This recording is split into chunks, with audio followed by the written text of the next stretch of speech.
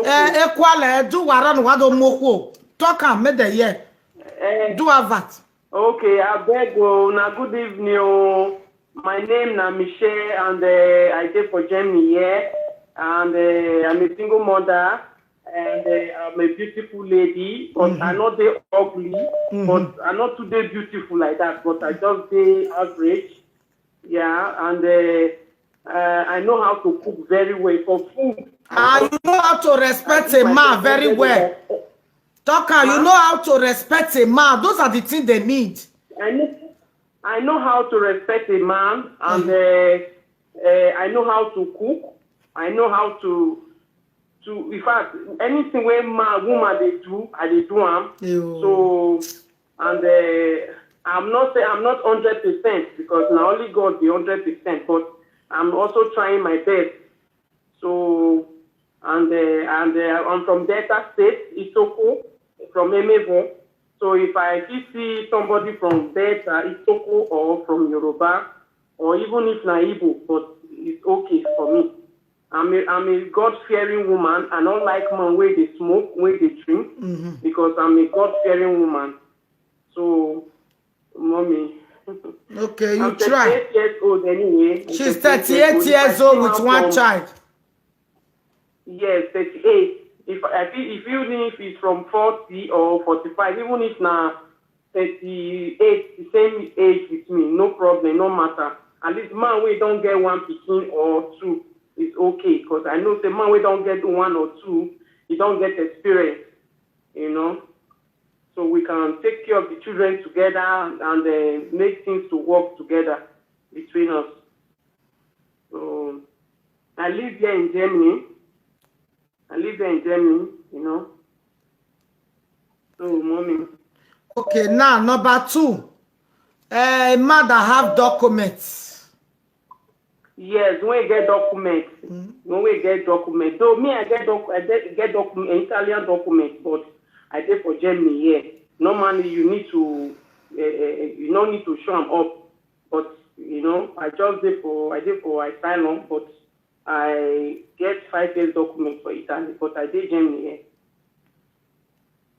Now yeah, so. Yeah.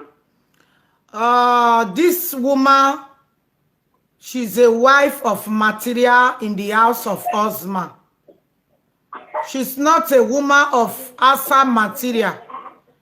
She's a woman that we honor a man as a king. She's a woman. She's a woman. She's a woman that doesn't insult your family. My sister, just wait. They go call. Maybe they watch me at their YouTube.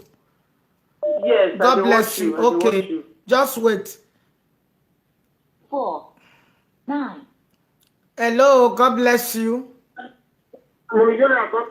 He said, "What's up, Mommy, who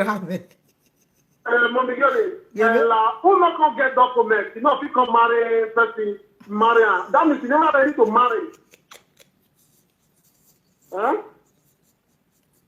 I'm not hearing. I know we are going on. You are to me. No, who not gonna get documents? You know, you never ready to marry. You go see the single. Huh? A single you will already know. If you don't for the fact, if you don't for the fact, you will come the same man that time. You never the same man. Huh? You say the friend will get document. He carry document come for her.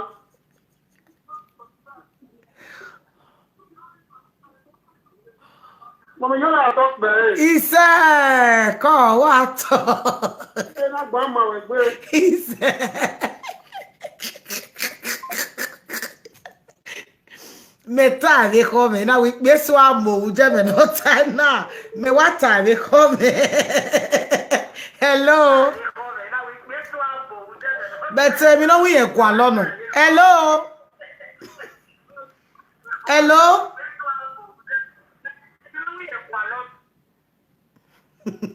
Today. Hello. Hello, come on, me. What talk by OBJ me call? Come in, like site. Come in. Oh, we not call the bar. When I be a return, be a bow, why? Do. I hope the man document, you get a little bit. You document Italy, Adamu, Ajawi, or here look back a kid, the Germany. That is what they already made. If they're not already made, when they are here, obviously, every or you will not, anyway, I will mean. Agualo within a little now. And when we look good in there, William, our Westing, they look out with 1 year. One after we are more back and woman like over here do. You know, like beneath person, say the beneath person not favor you. You get beneath Peking, say it's not favor you. That means you are swearing to the Peking indirectly. Say it's not favor you. That Peking not favor you now. You want to go find that one, then you say they look out of the need. One way straight bone. You do well, eh? You there, don't worry. Only say. Carry you say you go here out. Only say, wala wo. Wala only say kene wa agbera ge no only say wala. O say ti we wala wa gui wala. La eme na je no agbera be careful. Mommy, no, mommy, wait. Mommy, they don't talk for this matter. You all get to talk. Everybody with waiting you want for life. You understand me? You don't say to the car already. Not be some men say they do show. Men say they do show true. Men, you go with the women say they find what they please them. Why men call they do show true? So when they leave the woman, you're not supposed to harass her like that. Now what she wants? Everybody with what she wants. After when I calm down for her, when I take her easy, true. Mommy will thank you. Thank you. Eba ba go to ge ye. Wa gwi wala wo wo. Won de me no ya gun go wa malake won wala o. Gwi. Ekene won ga gbera ge no. Wa gwi wala wo wo. Hello.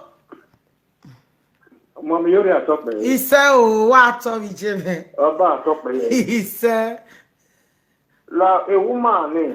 La o we o pe amana me document we e di voice here. Only say wala o. Oni me ni mama oni me ni wa do ni baba na mama ke ato. That oni me no ye ka no so wo do no ka je na buwa. Ona we ye gwa lo ko we ona we ko bia. Wo bia me document. No ya iye mu document ko wa bia. E document are na di na me document na no ya na di tali no di la ko ge. O ye je na hamu ye ko lo bia ma. Wo gwa lo na me document. O ye wu ri ki ka bo. Doctor, no, document so we go why work akabo at the age of 50 years eba. The best thing is develop there no why ko why you be any no ya to that one. Wala wala ibia wala wa gwiye go sonu wa. Because ni me ya verse ma na hiwe ni ya select ni agwa lo piano ma o me be o ene be o ni amo piano ma. Abi e me ya preach na hin. Be do do ta wa ge gwi wala wo wa ge gwi. Why get son wala imia? Hello.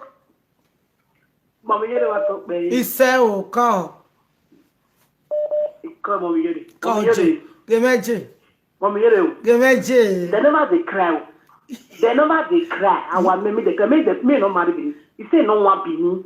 They never they cry. You know I'm being made to frustrate me. They never they cry. Say all of the dog jump for my dog they cry. Now what do you want? And what does she want? Make the change. Of being me wanna change.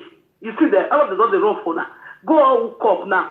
Everybody they complain, all hook up, people where they do hook up. They say they don't want being man. Why did they bleed it? The women they go. So make they cry. If they don't make they change, they don't say woman will change man, make they change. So a lot of the job come and they cry because they don't go. Our women don't they follow the idea. Cause Jim what is it? No, I don't understand. Wait oh. I get one when I hear one day, or when you are one more, we are going to do. What Bini may do this? What Bini may do this? Everybody will do. Even men were not tired. Even men were two daughter, ya. What damn it? Away, you say men were daughter, ya. Don't want Bini may again. No, what did our boys do? What did they do there? Okay, mommy, the mommy girl, I need to do this one. Jesus, mommy girl, they very fun. 3. Wamdia, what do damn no sooner? The young that all of the girls say that one they drag. That didn't make full grand. That is the long one they made the change. You know the quite 3. Make them make sure say they do the men and women fast so that they will change. They don't to use women. They don't have big old woman. They don't have big. They follow tradition. Imagine woman will get belly. You say only you say I beg my man and some. I'm dia calling na. Kwa ge okpare guane. Make sense now. So make they lay.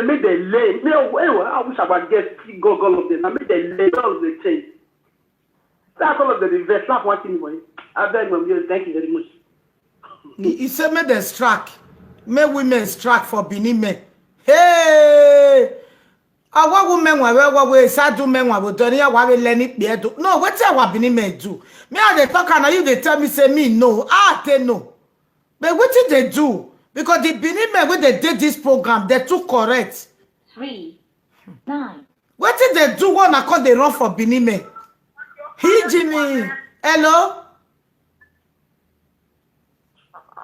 Hello, from Italy. Hello, mommy. Hello, mommy. Both. Hey, fighting where is she? Oh, fighting where? Ah, then the program was in the one year. They didn't me and I know when, man. Because majority of the car, they can't have your body, they will not. Ah, but woman, what I said to more there is how many years? Nobody is going to go my daughter here. That's all one of the many of them were led to. If you're in moon and I say a club of fathers, I have the baby apple. I go here, they are Pialate. And if it's a bed of Yari. Okay, now, Mama, Wamutia. Mama, what's the Nikona Lenny? Mama, what's the Nikona Lenny? What's the Miao?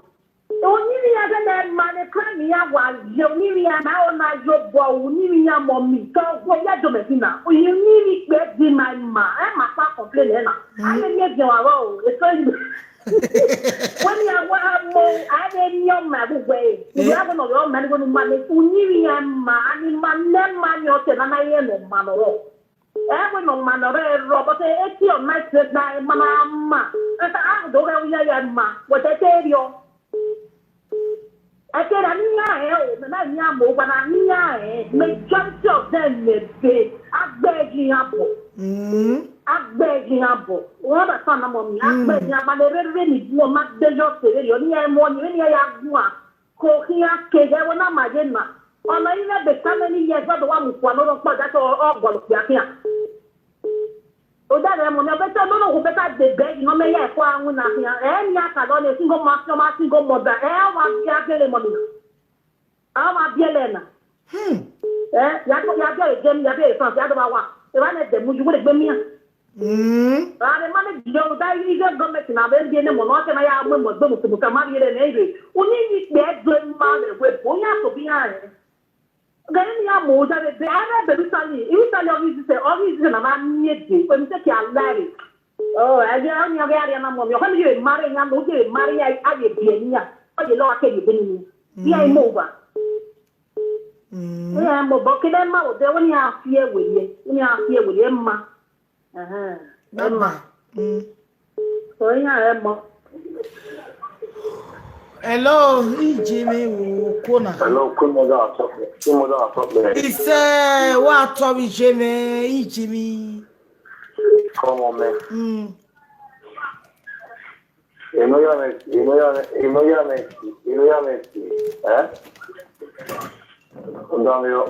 Hello, where was Low is at the way, low anyway, I watch me. No make it now, understand. Why low head down? Okay. Down your head now. Madavio. Okay. I guess in here,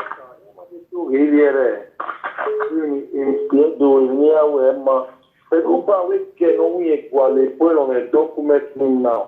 A boy, when you are away, keep Italy Jamie, away with you on New York. No, although finally Jamie or while the boy is Jamie on the document Jamie. Don't be Italy. Well, yeah, I'm not doing it. We can't be near. I will get near to Lila with a better do my better do my. Where I get a Vietnam, they finish up to get it up. They won't get to. To the move what as a Billy boy, or the move for me, how you what? Or get make the matter. We're not here or busy o do esse eu bueno e co todo no mai bio pai yi o do mu ewa o ya we akun fo igo do ti o we we o me gba opa o mi gara o biera opa we do biera we o me ba we yo bo no mai se 40 years o ya thinking to me ba wa wa di ma te wa da gbe e ojo ya ku we mo me pa le gbe ari we po pe di we ni ya pe we ya gbo copy even no ari we ọmọ tí a gbé ìgbé ọ̀tọ̀ níyàn wẹ́ abẹ́yẹ wẹ́ lábẹ́yẹ ìta ní nàìjíríà ẹgbẹ́ àwọ̀ wẹ̀ ẹ̀rọ wẹ̀ èmẹ́bàárẹ̀ pàṣẹjìnà gádìrá ọmọ rẹ̀ I'm telling the fact. Èyí ọ̀pára orí ẹ̀ gan-an ọ̀pára orí ẹ̀ dò. Yes, erùgà. Where do you expect me here? You don't move in the world with your make here. And we're camping there. They go up pay when I don't do every month. They go even you might have a winner. You know, you have that not believe here. I don't know, believe. If I point up, no more just you, but the try police. Yeah, well. On a bien à jour. Donc, on va mettre ta fille, c'est pas mettre ta fille là. On doit mon mais pas le roi. Voilà pour nous, voilà pour nous, allez, vous savez, il y a un doigt, il y a des mains, on le garde, on vient quand même.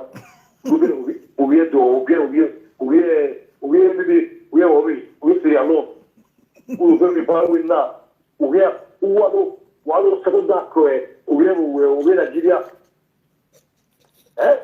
èyí mú ìgbé ẹni yẹ dáná èyí mú ìgbé ẹni ọ̀gbùgbé ọ̀rẹ́ yà pa mà ọ̀rẹ́ yà pa ọ̀ma wéwé èmi sọ̀rọ̀ yà gbé ẹni ọ̀rẹ́ ẹ̀rú gbé ọ̀rẹ́ gánà gbé ìyàló ọ̀rẹ́ gàbíà ọ̀rẹ́ sẹ́yìngà náà wà ọ̀sí wà ìgbò wà ọ̀rẹ́ sábò wà ọ̀rẹ́ yorùbá wà ọ̀rẹ́ dòwò wà ọ̀dọ̀mẹ́fà náà alágàbẹ́dẹ́. Most of our getting called most of the government they don't go. Most of them. On the target document, we know what we can do in Italy. We know what we can do. You get the matter in no matter you young when you have me back, he said, he is sort of the every month, you have no one pass. We don't worry, what Italy, not the winner. My Wessel. Go Wessel. But Grandma, you know, not even. Ó site we say. Agwijo. Hello epa Wessel. E da dogo te ma doge. Because amana stop on na ma. 9. Iya ya ni we moko ni ya. Iya we gesima wa ale ni pima, which is very very bad. Hello. Hello. God, Ó site we mama, God is good. Off work, babe. He said, "Oh, I wish you the same, my call J." Give me J. If you never one of the Enutie. Enutie. What talk, babe? Mommy, nobody's good. He want my voice when. What's me first, eh? Okay. Mommy, go make no pama. Here, aka with the ma. But you cannot tell me where it's where do here man now. There are good ones out there. Miss Edo with Manifu, all have a go. Manifu, we with Edo. I mean, we should for once be realistic. So do you want to tell me where I think the nuclear don't be married? Is that what they're trying to say? Mokaoma, first person of Kata with Yedoma. Who come to look at this? Mommy, if they're not going to love you, they will do everything they have. Yes. Okay? So, I mean, if they're doing area now, now go with them anything. Walking on Mokiani, I need a penny man. Okay. Now we're money or money man. Okay? Okay. All the organ is now the money for who? I say, I mean, for once, what they are saying, matter. Imagine that now. Then I mean, now, Nema. It doesn't mean no ma. You understand? It's so on the man now. It's so on the man. Please. Mama, what's it? Bye-bye. Where's you? You give it even. Hello. Hello, you know talk by. He said, oh, what around? Go. I bet. No, the woman when he talk say he need man when he need get document. Me not to understand because now Benin the now speak her. Waiting make the woman they find man when need document when get document. She get document. He said she get Italian document, but now Jamie she dey stay. So meaning Italian document cannot work in Jamie. So she needs somebody that have documents. She want to remarry for Jamie anywhere. So family you get. No, I believe for Jamie. But if they say that they find man, that they find man. But no need to they select who get this one, who not get that. Because if they love anything what they need, God will still one for them. Not to say that just they think about they need the man that get this, they need woman that get this. Like all those one now, the men they first, now the women they first now. All those things is not good. Okay. Maybe just they talk with it, they keep that themselves. Not be to the talk anyhow. Those one are talking to talk anyhow now. They just talk, they talk. We see the next person they get in. Not be who they find wife, who they find, who they select, All those are not good now. Not good. Men that see they speak, no, not see they speak English. Make everybody see they understand them. I don't hear it me. But now English she take speak am now. Now English our sister speak. Now English she speak now. She not speak Bini o. It be like the time when me say enter, but now you're and I'm Bini me here. He said she not need Bini ma. She not need Bini ma. He need the Yoruba. When I call the first time. Okay. Now you say understand what they talk. Okay, my brother. God bless you. Okay, ma. Bye bye. Also with you. Okay, bye. Oh, Sakbo. Hello. So I say, where mom you dey queen I talk there. He said, please don't. Ah, so you dey. But why you friend kada. Oh, Saguero. But then all over the world. Mom you matter na roto na. Na la wo le me ba me na e wewo. O de matter na na wa do yake. O ta no mari po woto. Understand? Mani ya mema ikwema. Nori ni de kwebe wo obo wa ya dole emi o mai. The way na lele we itema o ikwema me be le ewe bona. E se gba mo ya fe ya he.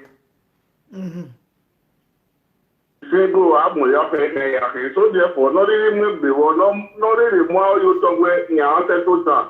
Unyi mo re o dolo inu gba dolo inu wo dolo akwa ku gbe aya te gbe mu we na do agbale we ona ma ona pe ma agbalo le yo ipo ja but if woman is born so we are agbalo do but the case is so we agbale document so we odo adimad we eri ni agbale no kwa agbale ni sere any ya agbalo do no man. After the my na mo to na ya gwalo even na gwalo you know people my head to get ma na ma wala wo go to the all over the world. So I think ya fe. Ko baba yo. Oh yeah me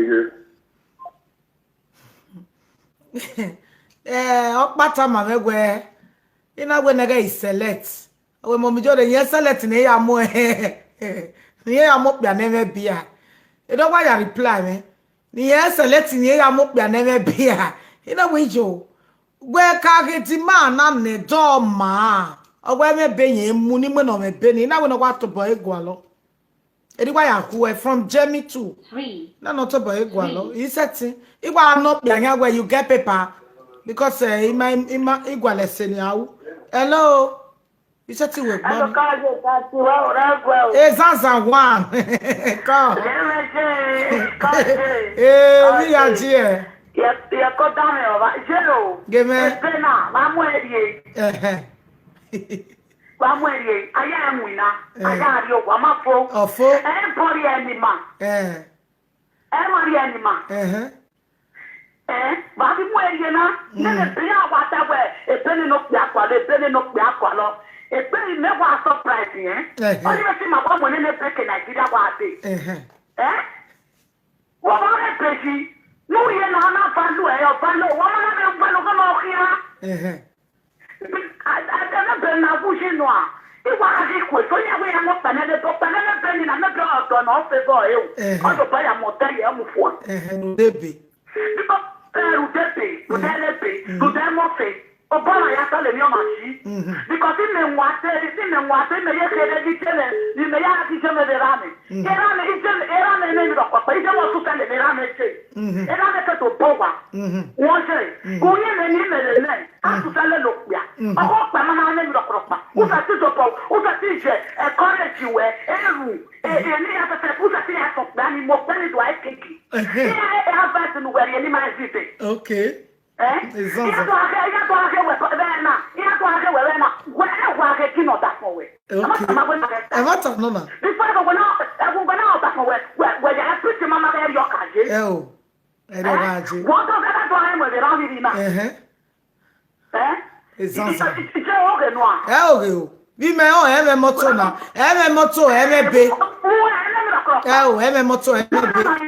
Everything is bam. Yes. It's okay. There's any money call of woman. Aqua de pay. Not an almost a macho water. Equal of plan on a pay, equal of plan on a go, equal of plan on monona.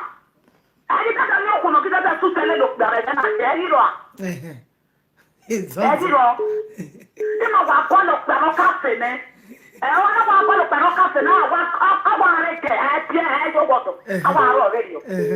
Because don't milk the name of the weapon I say. Say, Master. Okay, what are we all? A week that never be a weapon master. Okay. Almost no me pay. No me pay no pay. And expect you way. And you see no. You want me no pune. I will me pay and you to go out. Oh, I have any kitty. We have to go to the Okay. Sasa kuana. Wani makina tu ajabe yon. Wani mana tu ajabe yana. No pe we kwalo obieto. Je era no obieto. Ikala obieto. Oh, oh, yeah. You mana obieto ma oni eri mere ma. Oni kila yere ma. You mari ko fala tinai. You mari ko ki mane go shi. No ka wo bi to ya hawe. No ka wo bi senika ya bu ti ya hawe. Ona ki mere yo bi po yo bi senika ki ra me je me bugba. Never. Because if me tan me we on me po. Okay. Awe me po. Wo ma ki me obi na ki hawe me ba unu no se to a. Ni me ta ma me. Awe mo em we po ate wa na. Ina we ane po go ni on the we o. Obi e to ma ki ni nu no se to a. Oye mi me ta ma ki ni no se to. Okay. No, no piano seneca, o piano mali, o piano na, e vo numero ete. O mo qui, ma ta la retta. No seto. Ane noma. Wa ga yo bi ma ya tole ni machi. Okay, sasa. Wa ga yo bi ma ya tole ni machi. O pia. O ko lo pe ni je muemue. O ko lo pe ni meneme. O ko lo pe ni ya tuwe. O se ti bo ya clean Odo here cousin way. Bagata waka. Bagata waka wa yore mo ya ti ma wa di ye. Wa yore. Ama mo ko pele mo we. O de ma e. Ama ko ele pe ka ne. Bagata ma to fa lo pana. Ye ku wa ko de ma comment. Comment wa ma Sister Joy. Sister Joy, comment we ma. Ya wa tia we ya wa nenu go. We no da fon wa tie. Ya wa nenu go ya appreciate menuta. No be tie bo we no we no. Wa ja we couple wa le tan. Ai ti ma ri ko pugbe na mo do se aye. Iko pugbe no fie. Na gbe na me ke na ri ogoto. E ti ko mo ta pugbe. Ese como da no mo poro se ile ko ya bielo ena. Si como da no lo ye go ya bielo ena.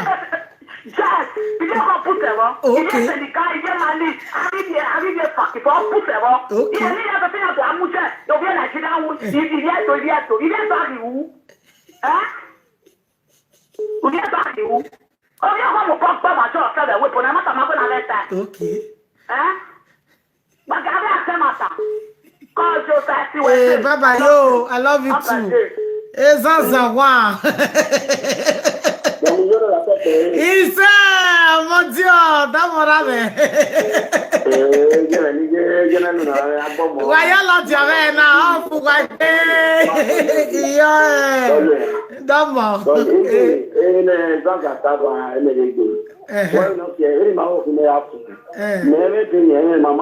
Okay. But today now, then the government GP when I like the Okay. I know your power to not say number 2 in the outside TV. They want to call me and was send me back my account. Not calling back. No, we me back. Yeah, me back. Me back. Oh, why we will give away. Yeah, me back. Me back. Okay, yeah, me back, ma. Because when you do that, you're not man of my mom because. Oma, kalau baga piogonya ni action. Ikiana ni ma wala jolini wali. Wala boya kan ni. Ikra piogonya ni ana ho. Ikini ma, esa ma, shakiri ma, ana ma tena ma wana. Lao pati ko gule wala wo ine ni ya. Wa to yunoki. Waso. Ni ma o. Okay.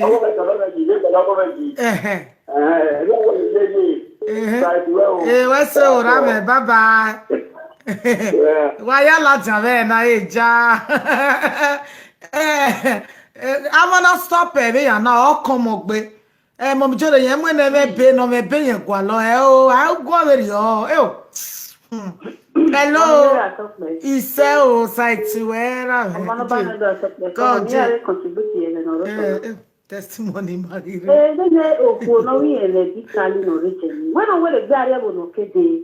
Lọ́yà wé náà máa jọ ọdún yẹn gbàlọ́ gbànú ẹ̀dẹ̀ náà rẹ̀ jẹ́ mímì ha bí ẹ̀ máa fi gbẹ̀nù rẹ̀ náà fún àwọn òfò ọ̀gbọ̀n àlọ́ ọmọ ẹ̀dẹ̀ wọn náà yà àwọn náà ìwé ẹ̀yẹ 2 years yà àwọn náà bí Italy ìyá yẹ 1 year yà àwọn náà wọn náà yà gbọ́ àlẹ́ wọn náà ẹ̀wọ̀n náà ké gbà àmàna gbé kọ́rí ọ̀tọ̀ ọ̀dọ̀gọ̀ wà ọ̀rẹ́ Abuja jèrè nánà mẹ́wẹ́ ìwòlùjẹ́ wà gbọ́ àlẹ́ wọn náà wà mímú náà gùn àmà wẹ̀rẹ̀ ìbàdí wọn náà Italy dọ́pẹ́ àmẹ́rẹ́ bẹ́ẹ̀ náà wọn náà mú wẹ̀ kàlẹ́ ọ̀ náà gbọ́ àlẹ́ náà mẹ́bẹ̀ Italy. So other the team is Zaza Aba. Zaza as in not time on your mother. Then you go ni bune no ye benopia. The moment of Yanni me be up, but I you go like you buna only a papa lenopia. You go to one a mopia nene. But mana dia no ya nene benopia nene domana me beno we don't love you. Or keep pretend for how many years or ya when and then you have the beneder on the akba. And you put up we bona. Yani buwa when you go for hama will meet yani a bena. And then you can be better on the Africa with better on the Atawak only Emma of where was said that the only man they can know my brazos no ya making a beneta when there's the moment you know me a day of Atawak only ma. As Yata will move on where my money here one manage you one after any other quality more yaka. And I can't give me no point. Almost cannot be a no cannot yet be a man of standing a penny I didn't really or to me like contract or see I get there at the Dimuna. Already for the Buya got your sister and I put one I got your sister. I want to put your name there or a man don't over call it. I will not put up, I will not put myself up. Better than I'm going to be a billionaire, the whole beyond me, better than on me. I don't know how you knew when I jam of you. You go out me out to say, I'll now be a minute. That's all I see on level, or I be a bed level, and then okay for today. I so that it's area. Area card of Yaka California. While waiting for the book, Koyama will not be an area, then I'm not passing up or more passing. When you let me proposal for the story of Marion or Yaya, Yakoporin and of Yari, who better than I have been another of it, so that they can't. Well, for not very able, I am your own high ground. Ah, you, for you, I need to go more, you want the to go more. You book your lady here. Then you know what the you hear the dinner, yes, you hear the but you hear the not be if we might have or a buffet. All good time of the year, when you hear what being as a you hear the being as a if you are going to one year on your tongue, or if you are going to be, you are going to any behavior on your audio belly, honey. And if we must suffer, the not suffer, yet they look Yane, or Yanni to Tower mouth back there, but some way. And so you're sitting in the Gemana, or we are not of why, or I will have for moreover. Yamowa, Mowa, Yam, other Moyania, I am more because of me, but I don't know what only Yekoje, or Mata Greenwood, or Mata when Mamma and money. That's not really a billion or ye can't never know my way every morning. Because it's not a standing. I can with baby. I last contract because I'm on the last contract for police. If you cover your standing, or I already made it from their stand. Me cover why you know the air, will be a stand, and I will baby you a baby. I am on me, you're all that, but off the mammy, they know I don't love you. How do you contribute to my what's so? I'll go talk with me later.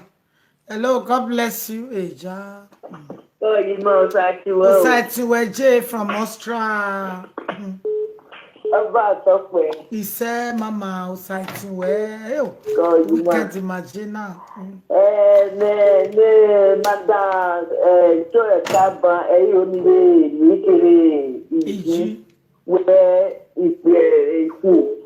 Here, only I'm way.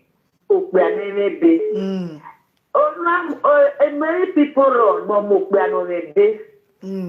Open on a day, when on a day, when we where you talk. When on a day, when we where you talk. Ye never be, ye may be a you talk.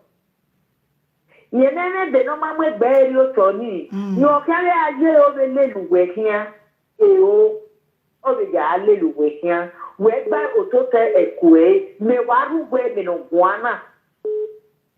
Now, me ruwe now. What's no? A man there ni guan ujo.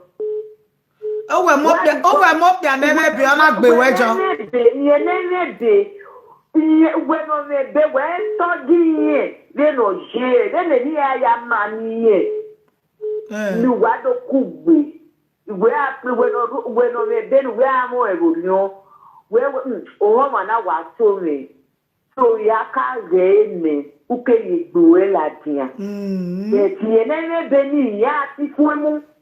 Ya, we a little way. Ya, way, Connie, who went by Ototo. A bomb, I read what I said, he had been there.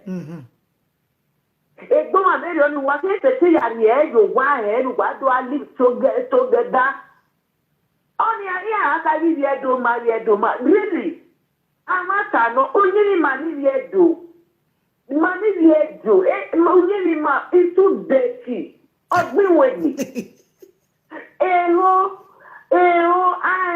oh, we money do. Oh, Bobby. I got jealous. Ọmọ nùgbẹ́ tó bá lùdú ùgbẹ́ tó bá wà lè wé bò ùgbẹ́ tó bá kò nínú ọ̀nà ọ̀rẹ́ bẹ́nu wé lè wé bò. Ẹ ti ṣe ká ìwáyà rẹ̀ ùdù àgọ́ ní ìtàn pé ùdù àgọ́ ní mà. Ọlọ́wọ́ ni à. Mà ní ìpẹ́ òbẹ́nu wáyà sáwẹ́ nọ̀nà èdè nẹ́nẹ́bẹ̀ àwùjọ bò ní. Àwùjọ bò ní bẹ́ẹ̀ bọ́ náà lè dé nà wá. Who like it? What were arrow? Who really? The arrow. Oh, that's why they don't wait. You give it back you. You give it little way. So that one of you again. But I wanted your mother anyway. It is like energy. It is like in our way. Manivia do. I went on deck when my guy and a dancer. No Maya, wedding here, who do quaya could wait, where here by El Paya. You know what can have a Europe manner. Anyway, if Penny never when you are we correct a Calatina.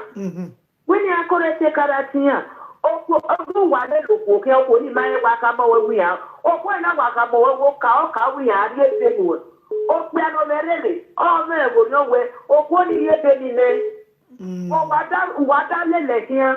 O ba ka mo gba me de se wa moti. O mi ha ri be nu e. O piano merele. O ya ti twice. O he go ni ka ri be ne. O ko no ri be nu e ka ya fo mu. O so you we.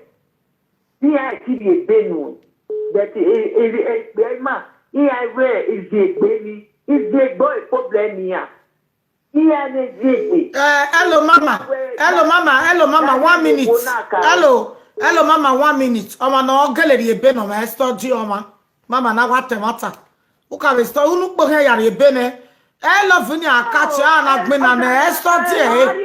Oma no ori ebe no ma study o marriage ana study opia. Ore be a study e. Mama gine no water.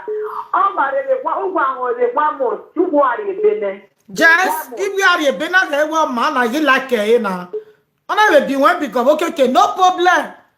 No problem, mama.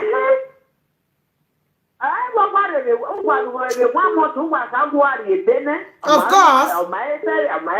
Oh, very on mama. Oh, what's very on it? 1 month. Yes. 1 month. Yes. Yes, mama. Oh, very on it. What's very on it? I have a relationship when I can monitor a baby, baby, rock. When I want a condition go with a lily worry can I will be. Go very well get so sharp. Who's one fatty a bogger? Evan only a benny beer. You have a climate did ya zio done. But it's so young a hot that way. Ya want me benny a one lay. Ya want me benny a better call a cosalubua. Why again? Again, Jack away ya when you're a problem maybe. When a problem. Call J. Wessel. Hey. Hello, God bless you. Good evening. Good evening. Abasi contribution with you. Yes. Yes, I don't understand they say man don't get paper, man don't get paper. If man don't get paper, you know me say not be man against the house. Man will always be man, you understand? And God created him like that. So women need to respect men. If they don't get paper, they get rights to be man. Some women, because they get documents, they overuse the men because the men like to get documents. So when the men don't get documents, and listen, let me get the common. Because you know, see, you're like me, I don't get paper, you use me. Once I don't get paper, I will find my way. So when they try to respect men, me and the Benin girl, you understand? I don't even date any other tribe apart from Benin. If I won't date, I'm not going to love them, you understand? Ew. I like my Benin men. So me they try to respect our men. No matter what, people say, I want my own and they rush. You understand? So me they are big, me they try to respect our men. Thank you. Go outside somewhere. Okay, mama. It's a mama matter. Say bet for me. Ya here we say no iwu do na ro won yo we ya wu no na ugbe me you say what here. O salo ba almost to be same we regbe. Hello, God bless you. Hello, mommy get ready go. Ise what? Then we tapa ya te gwaji mama tapa. Ona we study up ya kiri. Ebe na manage we study ya. Wait, mommy te. What of what would you be no ma? When I made the right one, no we must study. When I do make the right one, why you have to be a little every week I give you na. Ona kari we must study no wa be. What of not ma? Only what do me want no gele ya you be your money. O de be do ye bene. Abi have a man understand. Have bene. Agi ni. Do not ye be na bi wen because gega come we take one we try your lord. All men cannot be the same. O the way because something give me be na pa ri ona we do a. O ga me no make. Iberi ene. That woman be gabe we love you. But from that we study next year came along. Ma do wa we ru wa ri o we that do ga me o ga ono na yeti ri bu de na nu kwa. Do na woro woro nu just 4 years or 5 years ya ga wa meti we won emi nu kwa like no. Ve no gi mega aje me maje tiri mo si asto de ide kun na go salobo ina so amu eyerun aga mi wo de yin ege me be gba ege wala na gba e so ogba e wa we wa le go ni beri o wa lu wa le lo pe han we prayer wa we prayer yo to bo e gba ga o pe adanu no e bi e pe ni ye ke pa deru de bona le lewe emi o wa na gele mo eyerun Okay.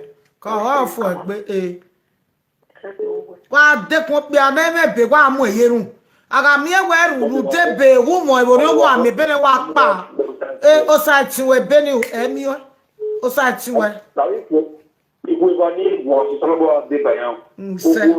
Ogun náà, wọ́n fi hàn fún ìdú wẹ̀rẹ̀. o ati e bo be ri o e o brother ati e bo Ìyẹn ó bí ẹ tó. e o ati e bo Òye ẹ̀ tó gbé wọn ní ìyẹn yà bí wọn. Ẹgbẹ́ ìyẹn yà gbó wọn. ati e bo Ìyẹn yà gbó wọn. ati e bo o be to hu e Máa yóò fún Adé àgbẹ̀ máa ló pẹ̀ tó ìtọ́wé kò rí sí wíwí ẹ̀ tó ní ìyẹn yà gbé wọn. Òfin ọmọ ayé lẹ́nu yéyé ẹ̀ ọmọ ayé wé yéyé ẹ̀ igbó kí á jẹ́ wébo that's the truth ẹ̀yìn ó lẹ̀ ọmọ ẹni ọ̀gá ọ̀gá ìdú ẹ̀ ọ̀gá ìnú ẹ̀ lára lùwẹ̀ náà rí ọ̀bọ̀t.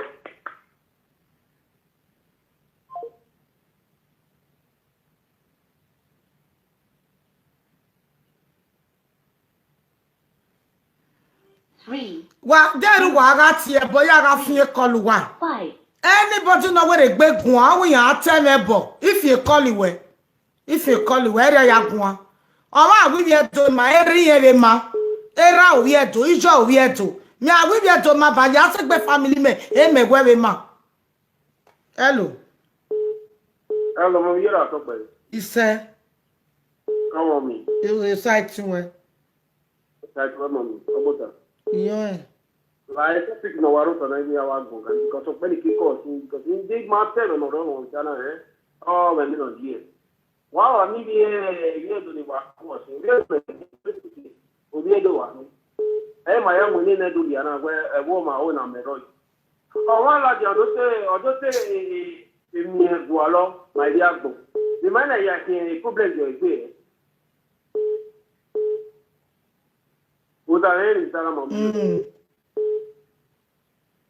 Hello. idame yo igba dame yo Okay. na egbe wa gwo me right Allora, confermo una vieto ya vea. ah I vieto ya ma programma una. E vieto ya vea. Uma, e mata na wata na de church no viene wa ni je no. Why because if they don't know vere shoni. O vieto me, o vieto o ni ime no rime so far una. No miss ime no rime so far. But today we are enjoying it. But the year though, I want to imagine we should say the truth. On one cry, or more problem any. On my eye, not anybody in my life. Now what that is now why I have problem to hear. It's our own choice. Why can't we learn from people's choice? Oh, we have to go time. Cover another different year. What I say, Mom. So, or support my learn from what people are saying. If you get to your perfect. Get to your perfect. Get to your perfect. This life, life now, a choice of it. If I show a life video and make it, I can't watch them because they are not my taste.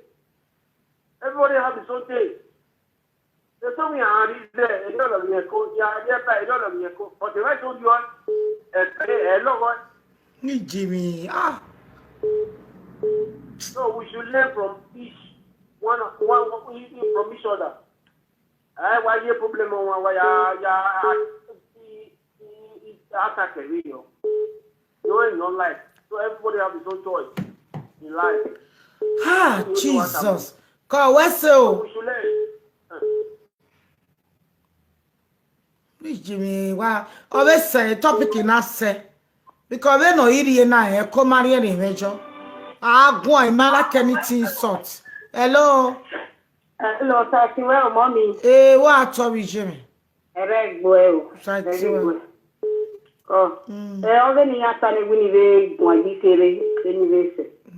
Ogeni ya na tani egele iye wi mani o me go mommy wa mi o me o tele magaji. Ma no me iye do. Ma mo gbe la ma ye se se. Iye wi mani o me go e ti o mama yin. Oye mama iye ti just obi e go ni o se ti adam again. O se ti ara si ene ni re iye wa ru wa o we na husband good. Oni odo iye do e I'm telling you, if you don't master, all the men but in your belly place on LB, you will say you way. I see that in it. Say yes in a 1 year. When you say very only, you all believe that when you are well, if you do so, if you people, you are being a winner, Maro, Obie, Cameroon, Obie Gabia, when me penny, when you are where you are, who you are, no matter what Mama baby. Almost so ya jere. Okay, ya wu no e wu gori ebe ni ye. O ga gbo eje se ko ge o e wu gori ebe ni ye. Yes. O ye gbo ni ubi no bi o ba. But the thumbs up ijo, thumbs up. Wa mo me fo aerio. The program na wa ni se. If you go pry. I am about we go pry. We are trying. The big banana go pry. If you banana go pry. If you go pry, who will you go so? When I'm here, just so no go pry. But the for me go pry. No, what's the proper? We are watching. You go now, we are blocking here because if we want like you was here. You go out, give me money. How much you need now? How much you need now, baby? They create. Yeah, I told her to say. Why you go more pry? So, mommy, let me Tony. Oh, you go, you are blocking. Oh, man, I'm sorry. Oh, man, I am little. Oh, man, I am. Who know why you are blocking? You don't wear it. You don't romantic, he said. We don't work because if we're going out there, we are ducking it because we have your balloon. See a cuckoo. Oh, say, and look for Yawa. I'm not where we are going to work. You know, we are not the planetary way with this. Where are you cool? If we're so on me, 1 year so, when you are when you are on the subject, you're right, anybody no be able to get up, Mary Moon. Ona bia no we ga bia memu ona bia we ka memu okon so ko se ne yimu man say enya we ata what ni dia dore la video ile be ma anybody know what is better la video na pa ya na ta enya we la video ya wa no dame yo iya we la video ya wa no ko wu menwa ke ya wu menwa be play we do ba na o Mana omo wana yo bi Cameroon ni we gba be wa tale obi emu gba wa to àwọn egboto is bad iya ni ta na me ye do ma wi yan ni ro pa o di ne be wa le ta kenya wa le ta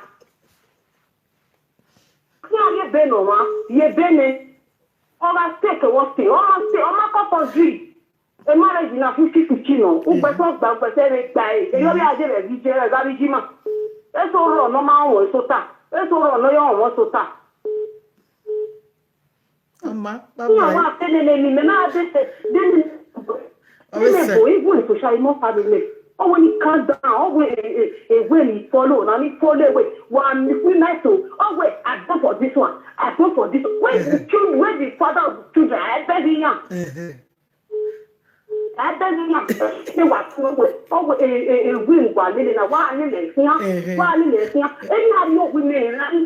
Only son said, only son, remember, I to have you with me. He has him or say, hello from Italy. Hello, come on, you my journal when I weekend. Mama testimony, the Jan wow. A program where the nana contribute Adashuna. Ogaza zawo. Akwe testimony. O sa tiwe. Topic loro to na me go ni kwai. Na wata tin ni bun wata. Ari ebe no mo e di problem. Ebe o matter relationship ya be love. A love igaro ebe e Europa. Because they know dinana, a love in aro. O bia wo ko ni. Iya gbari gbe no me wo do bia me do ko ni gbari gbe ari questura understand gbe yo ni. Ari ebe no mo e problem. Ni amaka we here do it, here do my man. Depends if you create to zero, you understand it. Yeah. But money for many years ago, man, year do or big woman boom, I don't want. Ebo a move no marry Catholic is here. Here no one all the way all marry in and boom, if we must not do a take and the name, you understand it. A bit is the problem why you know. But if we saw now one hour when I will any do banana, I do ask police in every. Here do I like many secrecy. Do I like all those things. Everybody then is the problem. A problem in Oro is here too. The one come in Oro no more. Or the other he defend the last side. But when I fall in love with her, okay, or maybe that's also for me. They don't know what side. But I can have where I have been the problem. Understand? Then you're not able to marry. Ever say black women, women, you understand? That then you are going. When you are going is the problem. When a boss in my one, the Becaratina, who popping a yanni. Understand it? Who popping a yanni. No, I deledo, but I was telling you, I love your matter. I love now, it is nothing. Understand it? Because there was not a KO, the young lady, where he had one marry, or you may be not one for. Or maybe not so good, but tell you not back. But what can I have? I was saying, Kevin, a China Yao. Yeah, I'm not being any nominated. But so the black man, while near a Walano, you understand it. A Walla, no, if I don't know where. All the silver police, all the silver. But Emma, when you change, when you are changed, Emma, because I not yet been on my Europe, with a lot body of one here. Oh, where you understand it. But I never do go on it. There is no back. There no mommy. So, why it contribute? What a thumbs up, PJ, a video, man. You pick any call. A thumbs up in a manager do. Il pique Nico. Quoi les temps up pigeon. Why we come mon me pa. E pa we London. Daddy eri jore one of London e me wa mune. E pa na when mo ko ni e. Ya re 300 pounds me. Me na ore te pa ba bode.